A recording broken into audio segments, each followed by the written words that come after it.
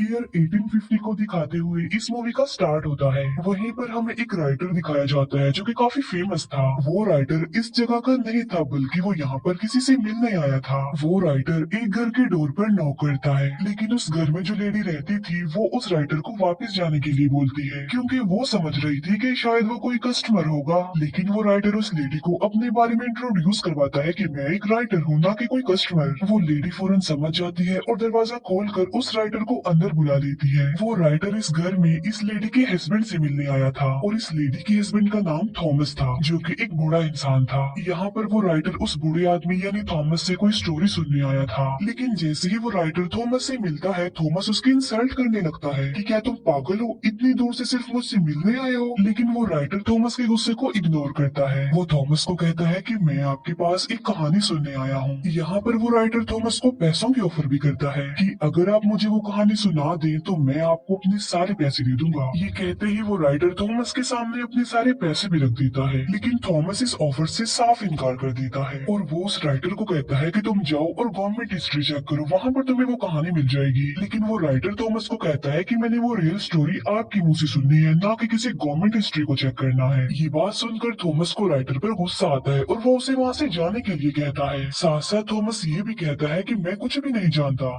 ये बात सुनकर वो राइटर अपसेट होकर वहाँ से जाने लगता है, लेकिन जो थॉमस की वाइफ होती है वो राइटर को वहाँ से जाने नहीं देती, वो उसका रास्ता रोक लेती है। थॉमस की वाइफ राइटर से माफी भी मांगती है उसके हस्बैंड के बिहेवियर पर। थॉमस की वाइफ राइटर को कहती है कि तुम उसकी किसी भी बात का माइंड मत करना, क्योंकि उस स्टोरी के बारे में थॉमस ने आज तक किसी को भी नहीं बताया, इवन मुझे भी नहीं। और यहाँ पर थॉमस की वाइफ को थॉमस के पास जाकर उससे रिक्वेस्ट करती है कि वो अपनी स्टोरी सुनाए और उस इंसिडेंट के बारे में जो उनके साथ पेश आया था। तो फाइनली थॉमस अपनी वाइफ की रिक्वेस्ट सुनकर स्टोरी सुनाने के लिए एग्री हो जाता है। दूसरी बात ये है कि वो लोग काफी गरीब थे, उन्हें पैसों की जरूरत भी थी, इस वजह से भी थॉमस को मानना पड़ता है। थॉमस उस राइटर को अपने पास मिलाता है और उससे कहता है कि मैं तुम्हें सिर्फ उतनी ही स्टोरी सुनाऊंगा जितनी तुम बर्दाश्त कर सकोगे, क्योंकि ये कोई आम बच्चों की कहानी नहीं थी बल्कि ये काफी दुखी कहानी थी। थॉमस बताता है कि ये मेरी लाइफ का एक ऐसा इंसिडेंट था जिसने मुझे चेंज कर दिया, और अब थॉमस अपनी कहानी सुनाना स्टार्ट कर देता है। ये ईयर 1820 होता है। ये उस वक्त की बात है जब समंदर में वेल का शिकार किया जाता था। अब क्योंकि वेल का ऑयल काफी महंगा था, इसीलिए उसका शिकार किया जाता था। उस वक्त काफी लोग वेल के ऑयल का बिजनेस किया करते थे और ये चीज उनमें कोई नॉर्मल नहीं थी, बल्कि लोगों को तो वेल का शिकार करने का, उसका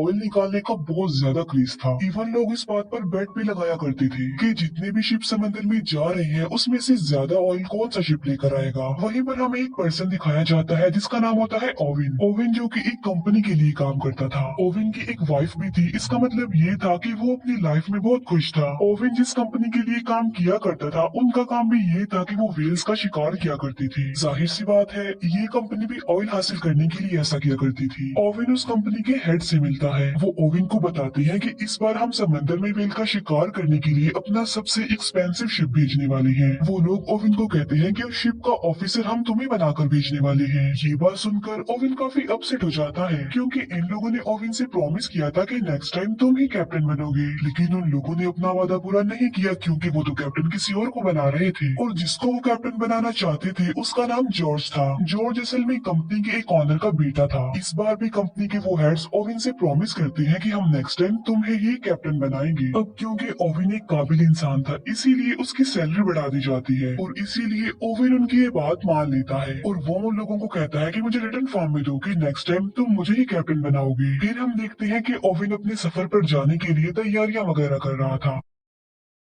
ओविन की वाइफ उसके जाने पर ज्यादा खुश नहीं थी। वो ओविन को कहती है कि तुम मुझसे प्रॉमिस करो कि तुम सही सलामत जल्द से जल्द वापस आओगे। ओविन की वाइफ उसे एक लॉकेट भी पहना देती है ताकि ओविन को उसका ये प्रॉमिस याद रहे। इसके बाद हमें वही लड़का जॉर्ज दिखाया जाता है जो कि कैप्टन था। वहीं पर जॉर्ज का फादर भी था। जॉर्ज का फादर उसे कहता है कि बेटा जाओ और कामयाब होकर ही वापिस आना। फिर वो सब लोग जिन्होंने शिकार पर जाना था वो एक जगह पर आकर इकट्ठा हो जाते हैं। उन लोगों को भेजने के लिए वहाँ पर सिटी के काफी लोग भी आए होते हैं। वहीं पर हमें एक यंग लड़का दिखाया जाता है जिसका नाम होता है थॉमस। जी हाँ बिल्कुल, ये वो यंग थॉमस है जो हमें स्टोरी सुना रहा है, जो कि अब बूढ़ा हो गया है। थॉमस जो कि शिकार के लिए फर्स्ट टाइम जा रहा था समंदर में। उसी शिप पर ओविन का बचपन का फ्रेंड भी था और उसके बाकी फ्रेंड्स भी थे और साथी थे। इसके बाद ओविन और कैप्टन जॉर्ज एक दूसरे से मिलते हैं और बस यहीं से उन दोनों की नोकझोंक शुरू हो जाती है, क्योंकि जॉर्ज अपने कैप्टन होने का रोब ओविन पर जमा रहा था। लेकिन ओविन तो कुछ भी नहीं कर सकता था क्योंकि जॉर्ज कैप्टन था और उसे उसके अंडर ही काम करना था। फिर ये लोग अपने सफर पर चल पड़ते हैं और थोड़ी ही दूर जाते ही शिप में खराबी हो जाती है। ऐसा फील हो रहा था कि जैसे शिप एक जगह पर फंस गया हो। लेकिन यहाँ पर ओविन अपने स्किल्स का इस्तेमाल करके उस डिफिकल्ट कंडीशन को टैकल करता है बहुत अच्छे से। अब जाहिर सी बात है ओविन ऐसा इसलिए कर पाया क्योंकि वो बहुत ज्यादा एक्सपीरियंस था। लेकिन जो कैप्टन जॉर्ज था वो ऐसा बिल्कुल भी नहीं था। मतलब ये कि उसमें कोई भी ऐसी स्किल्स ऐसी एबिलिटीज नहीं थी। इसीलिए जब वो ओविन की एबिलिटीज या स्किल्स देखता है तो वो जेलस हो जाता है ओविन से और इस बात का बदला वो रात को डिनर पर ओविन से लेता है। जॉर्ज ओविन की काफी इंसल्ट करता है कि तुम गरीब हो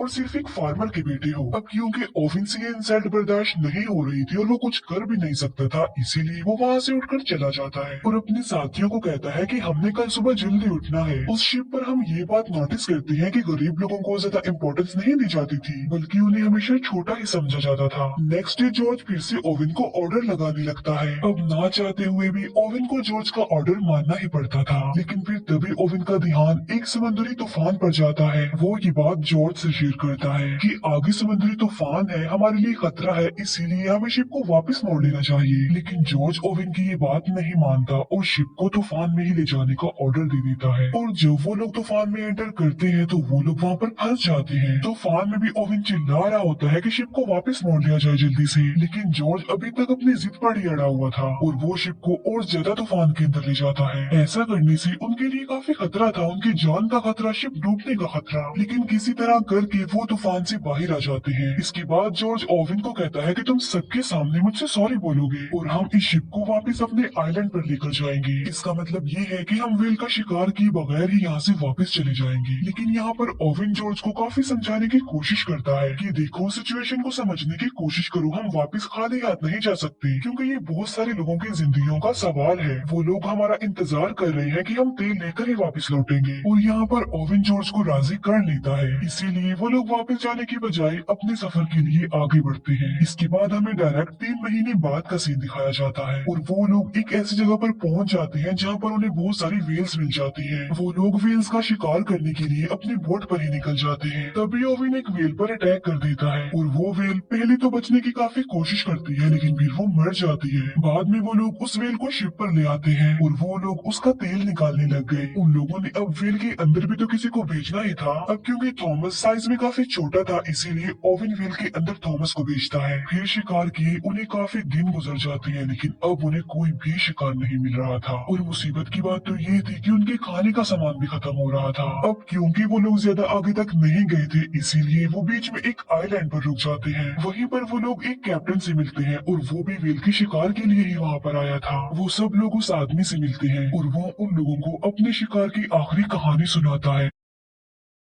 वो बताता है कि हम समंदर के बिल्कुल बीचों बीच आ गए थे, जहाँ पर उनका सामना समंदर के सबसे बड़े वेल से हुआ और वो वेल बहुत ज्यादा लंबा और बड़ा था, जिसे ग्रेट वेल कहा गया है। लेकिन ग्रेट वेल ने उनके शिप पर अटैक कर दिया, जिससे उनका शिप डिस्ट्रॉय हो गया, जिससे कैप्टन का एक हाथ और एक बाजू टूट गया और उसके बाकी साथी भी मर गए। लेकिन वो लोग उसकी बातों को सीरियस नहीं लेते। वो सोच रहे थे कि ये कोई मनगढ़ंत कहानी सुना रहा है, इसीलिए वो कैप्टन वहाँ से चला जाता है। लेकिन अब इन लोगों के दिल में लालच आ गई थी कि हमें भी उस जगह पर जाना चाहिए जहाँ पर वो ग्रेट वेल है। इसके बाद वो उस लोकेशन पर जाने के लिए आगे बढ़ते हैं। फिर हमें डायरेक्ट 14 महीने बाद की कहानी दिखाई जाती है और इतना ज्यादा सफर करने के बाद फाइनली वो उस जगह पर पहुंच जाते हैं जिसका उस कैप्टन ने इन लोगों को बताया था और जहाँ पर वो ग्रेट वेल था। वो सब लोग अपने अपने हथियार लेकर, बोट्स लेकर उस जगह पर जाने लगे। अभी वो लोग आगे बढ़ ही रहे होते हैं कि ओवन की बोट पर कोई अटैक कर देता है, जिसकी वजह से वो लोग बोट से गिर जाते हैं और यहाँ पर वो लोग फर्स्ट टाइम अपनी आंखों के सामने इतना बड़ा व्हेल, वो ग्रेट व्हेल देखते हैं। ये बिल्कुल वैसा ही व्हेल था जैसे उस कैप्टन ने स्टोरी सुनाई थी, लेकिन वो ग्रेट व्हेल फिर वहाँ से जाने लगी। लेकिन ओवेन के जो बाकी साथी थे वो अभी तक बोट में ही बैठे हुए थे, इसीलिए मौके का फायदा उठाकर वो एक व्हेल पर अटैक कर देते हैं, जिससे वो व्हेल को तो मारने में कामयाब हो जाते हैं। लेकिन उन्हें ऐसा करता देख वो ग्रेट व्हेल देख लेती है, इसीलिए वो सीधा आकर उनकी शिप पर ही अटैक कर देती है, जिसकी वजह से शिप डूबने लगती है। जॉर्ज भी बोट में बैठा हुआ ये सब कुछ देख रहा था, इसीलिए वो उस व्हेल को वहीं पर छोड़कर वापस अपने शिप की तरफ आने लगता है। अब क्योंकि उनका शिप डूबने लगा था तो इसीलिए जॉर्ज सबको ऑर्डर देता है कि वो शिप को छोड़ दे जल्दी से। वो सब लोग अब बोट्स में आ गए और जितना भी खाना पीना उनके हाथ लग गया था वो उसे ले लेते हैं। इसके बाद नेक्स्ट मॉर्निंग हम देखते हैं कि वो वहाँ से निकलने के लिए समुद्री मैप को देख रहे थे, लेकिन उन लोगों का वहाँ से निकलना अब काफी मुश्किल हो गया था, क्योंकि वो लोग फिर से एक समुद्री तूफान में फंस चुके थे। इसी तूफान में ओवेन का बचपन का फ्रेंड भी काफी इंजर्ड हो जाता है। अब आहिस्ता आहिस्ता दिन गुजरने लगे। ओवेन अपने जख्मी फ्रेंड की मदद किया करता था, जबकि ओवेन के बाकी साथियों को वो सिर्फ बोझ ही लग रहा था और कुछ नहीं। इसके बाद हमें 1 महीने बाद की स्टोरी दिखाई जाती है, जहाँ पर इन लोगों के पास अब खाना भी खत्म हो गया था। उनकी हालत इतनी ज्यादा खराब हो गई थी कि अनकरीब वो मरने वाले थे, लेकिन तभी उनके एक साथी को जमीन नजर आ जाती है, इसीलिए उन्हें थोड़ी तसल्ली हो जाती है और वो उस जमीन की तरफ जाने लगते हैं। अभी वो लोग बस किनारे तक पहुंचने ही वाले होते हैं कि ओवेन को वहाँ पर कुछ फील होता है, और वो कोई और नहीं बल्कि ग्रेट व्हेल थी,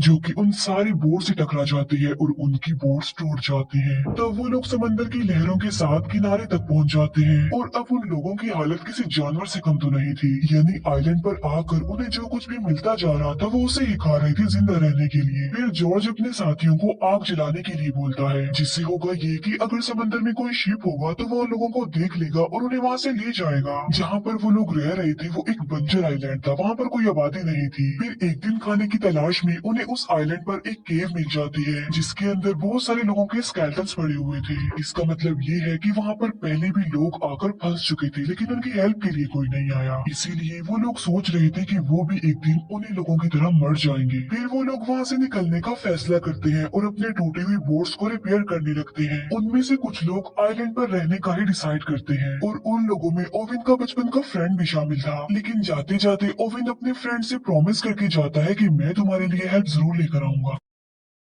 फिर इसके बाद हमें 48 दिन बाद की कहानी दिखाई जाती है, और उन लोगों का काफी बुरा हाल था। खाए पिए बगैर वो लोग बहुत मुश्किल से ही जिंदा थे। और फिर हमें दिखाया जाता है कि उनका एक साथी मर जाता है। तब ओवन का एक फ्रेंड उसकी डेड बॉडी को समंदर में फेंकने वाला था, लेकिन फिर वो लोग एक काफी अजीब चीज डिसाइड करते हैं। वो डिसाइड करते हैं कि हम इसको फेंकेंगे नहीं बल्कि हम इसको खा लेंगे। अब क्योंकि ऐसा करना तो उनके लिए काफी मुश्किल था, लेकिन इसके अलावा उनके पास और कोई ऑप्शन भी तो नहीं था। सब लोग इस बात की वजह से काफी अपसेट भी होते हैं, लेकिन जिंदा रहने के लिए अब उन्हें कुछ तो करना ही था ना, क्योंकि वो एक ऐसे सिचुएशन में फंस गए थे कि वो बिल्कुल बेबस थे। इसीलिए वो अपने उस फ्रेंड को खा लेते हैं, और कहानी फिर वापस से प्रेजेंट टाइम में आ जाती है, जहाँ पर हमें बूढ़ा थॉमस दिखाया जाता है। जहाँ पर थॉमस काफी दुखी था कि उन्हें अपने ही साथियों की डेड बॉडी को खाना पड़ा। लेकिन तभी ओवेन की वाइफ भी वहाँ पर रोते हुए आ जाती है। वो अपने हस्बैंड की दुख भरी कहानी सुनकर और ज्यादा दुखी हो गई थी। फिर वो थॉमस को कहती है कि इसकी आगे की स्टोरी सुनाओ। फिर उस इंसिडेंट के बाद 1 महीने बाद का सीन दिखाया जाता है, जहाँ पर ये लोग अभी तक समंदर में फंसे हुए थे और वहीं पर भटक रहे थे। अब क्योंकि भूख की वजह से उनका काफी बुरा हाल था, इसीलिए वो मजबूर होकर सरवाइव करने के लिए आपस में ही एक गेम खेलते हैं, जिस गेम में अगर कोई हार जाता था तो उसे मार दिया जाता था, और बाद में वो सारे साथी मिलकर उसे खा लेते थे। फिर एक दिन वो कैप्टन जॉर्ज हार जाता है। जॉर्ज अपने कजन को गन देकर कहता है कि तुम मुझे शूट कर दो और मुझे मार डालो, लेकिन जॉर्ज का वो कजन उसे शूट करने की बजाय खुद को ही शूट कर लेता है और बाकी लोग उसे खा लेते हैं। फिर एक दिन उन्हें फिर से वही ग्रेट व्हेल दिखाई जाती है। तब ओवेन उस व्हेल पर अटैक करने ही वाला होता है कि तभी ओवेन उस व्हेल की आंख देख लेता है, इसीलिए ओवेन उस व्हेल पर अटैक नहीं करता और वो भी वहाँ से चली जाती है। फिर काफी दिन बाद एक शिप दिखाया जाता है, और उस शिप के लोग जॉर्ज की बोट को देख लेते हैं, इसीलिए वो लोग उनकी हेल्प करते हैं। और जब शिप का कैप्टन ये देखता है कि बोट में इंसानी हड्डियां पड़ी हुई है, तो वो काफी शॉक्ड रह जाता है। और वो बोट जिसमें ओवेन और थॉमस थे वो तो दूसरी बोट से अलग हो चुकी थी। ओवन और थॉमस का काफी बुरा हाल था, वो मर रहे थे। लेकिन फिर तभी ओवन की नजर एक शिप पर पड़ती है और वो हेल्प के लिए उस शिप को बुला लेते हैं और फिर इस खतरनाक सिचुएशन से वो बाहर आ जाते हैं। फाइनली उन लोगों को बचा लिया जाता है और कुछ दिनों बाद उन्हें उनके घर पर लाया जाता है, जहाँ पर सिटी के लोग उन लोगों को देखकर काफी हैरान रह जाते हैं, क्योंकि उन्होंने तो एक्सपेक्ट किया था कि ये तो कब से ही मर चुके होंगे। वहीं पर ओवन की वाइफ भी उसके लिए वेट कर रही थी। ओवन की वाइफ जल्दी से उसके पास आती है और वो दोनों मिलते हैं। फिर उसी दिन ओवन और थॉमस मिलते हैं, जहाँ पर ओवन थॉमस को निशाने के तौर पर अपनी वेल पिन दे देता है। इसके बाद कंपनी के लोग ओवन और जॉर्ज को बुलाते हैं उनसे स्टोरी सुनने के लिए, जो उनके साथ समंदर में बीत चुका।